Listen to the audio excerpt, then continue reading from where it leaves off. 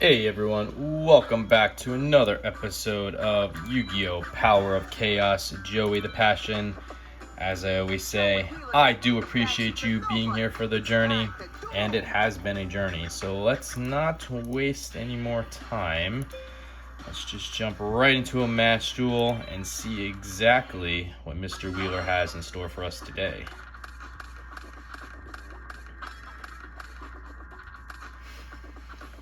Alright, so what do we got? We got the Dimensional Warrior. That's that 4-star monster with 1200 attack, 1000 defense, with a really good defensive effect of when this card attacks or is attacked, both this card and the opposing monster are removed from play and cannot return during the current duel.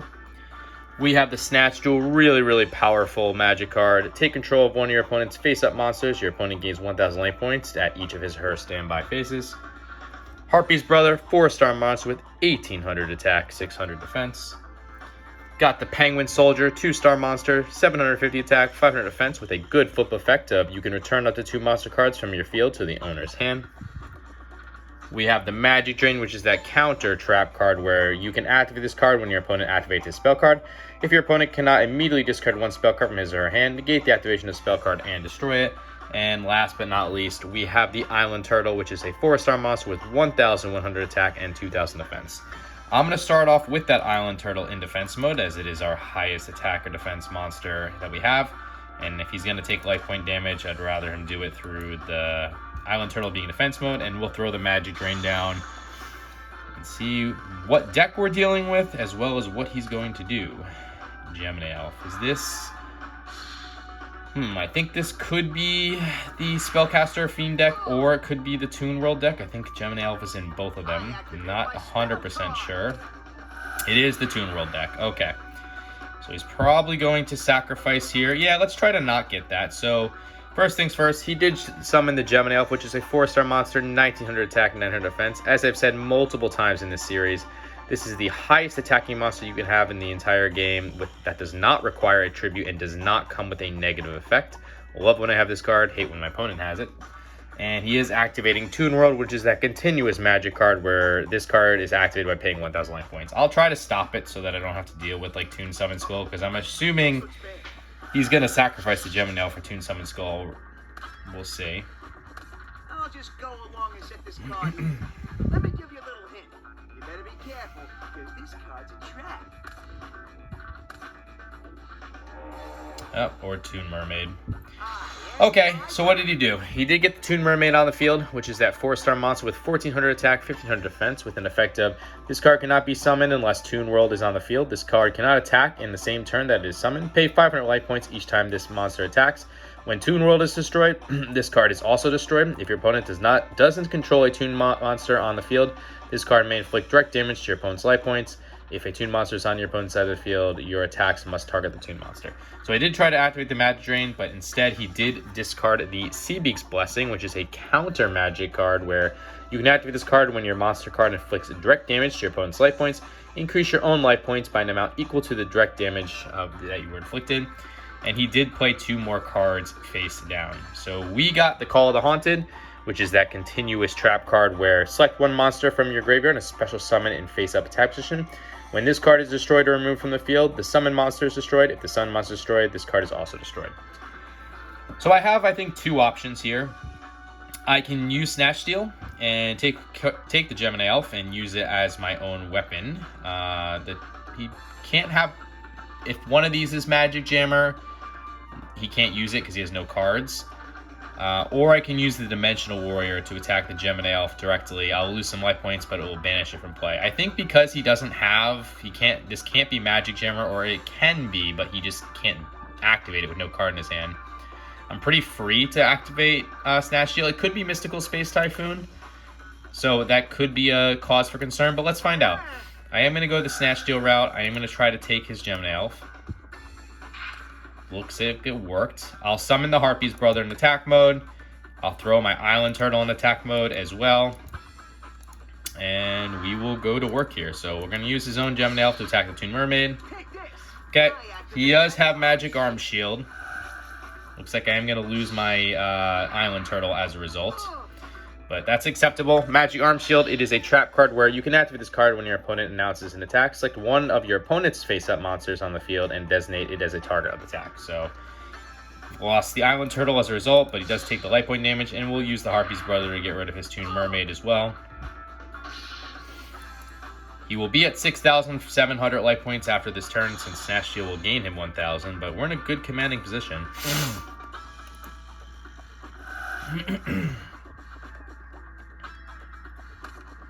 Just a card face down. He's got no monsters. So we're pretty good. He is activating Solemn Wishes, which is that continuous trap card where you can gain 500 life points when you draw cards or cards. Okay.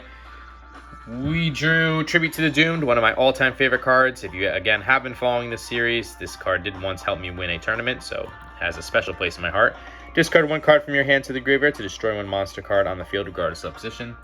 I'll summon the Dimensional Warrior now. I don't really like to do that. I like to reserve it just in case he does get something on the field. But this is so much opportunity for free damage that I want to take advantage of it, which is why I'm also going to activate Called Haunted as well and bring my Island Turtle back. This is just too much opportunity for free damage not to take advantage of it.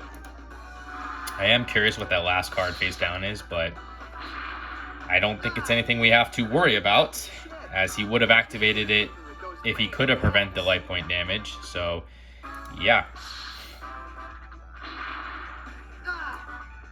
Not too shabby, but you ain't gonna beat me with those lame attacks.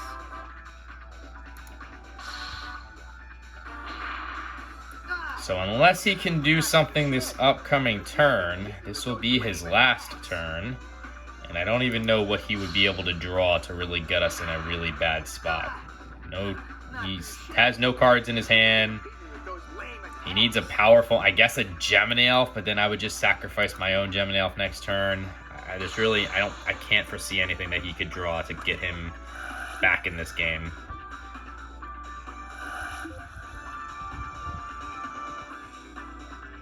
And yeah, that's probably a Toon Summon Skull in his hand. He can't get it on the field. We drew Monster Reborn, staple of the Yu-Gi-Oh! Franchise. Select one monster card from either your opponent's or your own graveyard and place it on the field under your control and attack or defense position. This is considered a special summon, but he's only got 2,200 life points and no way to stop the onslaught. So we will win, and we will get a flawless win. So always good to get a flawless win. Should have attacked with the Gemini Elf last so that I can finish him off with his own monster. Just a personal preference of mine, but that doesn't matter. A win is a win. We'll take it. And that was a really commanding win on our part. So we really didn't fall into any traps or anything that could have prevented us from winning. So let's go into game 2. Let's hope for just as much success, and then let's hope for a 3 new card win so that we can add to our collection. All right, we are going first again. Let's see what we got. We got Kiko, the Ghost Destroyer, 4-star monster with 1,800 attack, 700 defense, with a really good effect of each time this card inflicts battle damage to your opponent's life points, you can remove up to 2 cards in your opponent's graveyard from play. In addition, as long as this card remains face up in the field, your opponent cannot remove any cards in either graveyard from play. We got the Rock Spirit, which is a 4-star monster with 1,700 attack, 1,000 defense, with an effect of this monster can only be summoned by removing 1 Earth monster in your graveyard from play. Increase the attack of this monster by 300 points during each of your battle phases.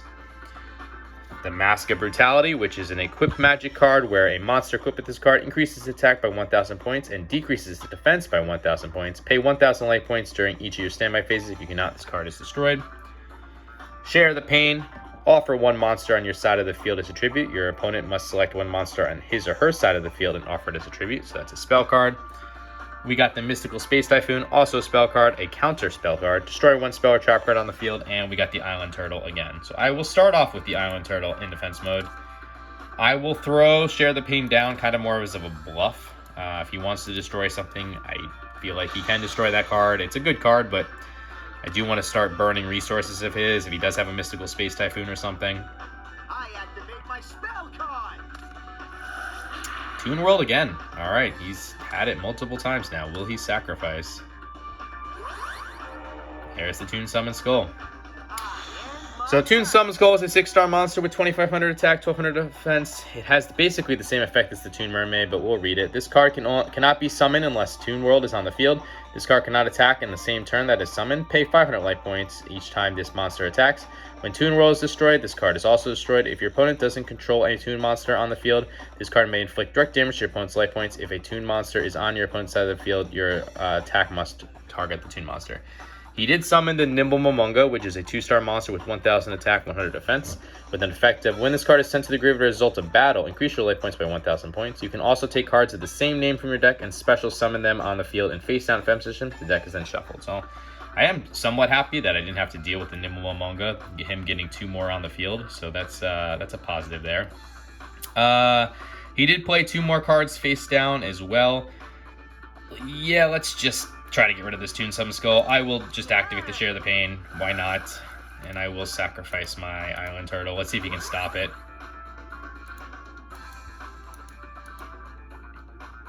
Nope. Okay. Don't know what those 2 cards face down are, but that's fine. We will summon Kiko the Ghost Destroyer now in attack mode. I might as well equip him with the Mask of Brutality. Maybe he does have a Mystical Space Typhoon or something, but doesn't look like it. So that will get me up to 2800, and I will use Kiko to attack his life points directly. Whoa! Man, that was close. Too close. Bringing him down to 4200, and this will allow me to remove 2 monsters from play. I definitely want the Toon Summon Skull out of the way, just in case he does get Monster Reborn or something. And we also will remove the Nimble Momonga, and yeah, he's in quite the pickle here. Don't even feel the need to use Mystical Space Typhoon to get rid of the Toon World. Doesn't seem like it's need value added right now. He is just playing another card face down. Okay, he is playing Solemn Wishes again. That's fine. I will pay the 1000 life points to keep Mask of Brutality active. I mean, I'm staring at free damage, so I really just should use Monster Reborn. So, okay. I will use Monster Reborn. I will bring back my Island Turtle in attack mode. I just don't want to do that. And again, it's just too much free damage here. Maybe one of these is Magic Arm Shield, but we'll see. Nope. Okay. Whoa! Man, that was close. Too close. Again, it's too bad. Maybe Kiko the Ghost Destroyer kind of messed me up if I could have taken the Toon Summon Skull back, but again, this is going fast for him. He's spiraling. He's only got 300 life points left. We're at 7,000. We haven't even taken any real damage. Mask of Brutality is our only damage, so let's see what he can do here, if anything. Just a card face down. I mean, that could save him if it's one of those cards that allows him to, I will pay the 1,000 life points. It allows him to summon more monsters onto the field, so that is a potential here. So let's find out. We will use Kiko the Ghost Destroyer to hopefully destroy whatever this is.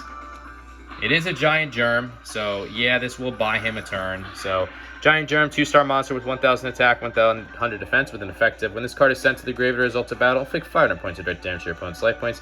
You can also take cards of the same name from your deck and special summon on the field and face up attack position. The deck's then shuffled, so that does get him 2 more on the field. I will be able to get rid of one of them, though, with the Island Turtle. Only 100 defense points there. I guess if I would have reversed that attacking order and had Kiko attack last, it would have been better. And I probably should have. That is probably a misplay on my part because I know this Toon World deck very well, just playing it so much. And he doesn't have anything that would have stopped Island Turtle from really breaking through. So that's probably was definitely a mistake. Okay, he is bringing forth the Gemini Elf, so I will unfortunately lose my Island Turtle again and take some life point damage. But yeah, we're in a good spot here. So we got Snatch Steal. I will pay the 1000 life points. We got the Snatch Steal again, but I think we're fine. I am going to activate the Roroku. We're going to take half of the Gemini Elf's attack points and add it to my Kiko the Ghost Destroyer. That way we can just end this duel now. So that'll bring Kiko the Ghost Destroyer up to 3750. Gemini Elf down to 950, which is plenty of damage to end the duel. So yeah, 2 pretty dominant wins by us today. I'm not sad about that. Let's hope that we can win new cards too, though.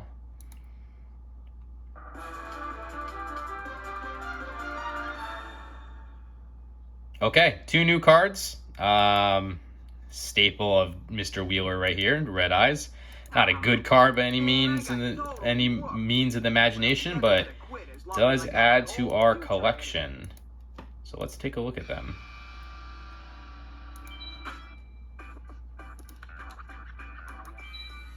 So we got the Morokutai. We've seen this card many times before. It's a 3-star monster with 900 attack, 900 defense with an effect of the effect this card can only be applied during your opponent's turn. When your opponent activates a spell card, offer this face-up card as a tribute to negate the activation of the spell card and destroy it. This card has caused us problems before because of the Gravity Vine, Kinetic Soldier, DNA Surgery deck, but it's a weak card in general unless it really is under Gravity Vine, so it will not be seeing our deck. And we got, again, a staple of the Joey deck, his favorite card from the anime, the Red Eyes Black Dragon, which is a 7-star monster with 2400 attack, 2000 defense. So that is very weak if you consider that there are 6-star monsters, meaning only 1 tribute with 2500 attack.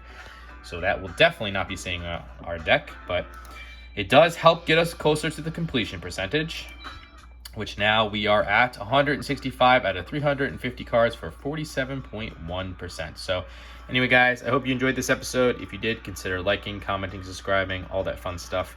You don't have to, but I would appreciate if you did, as it lets me know that you are enjoying the content. And until the next episode, later.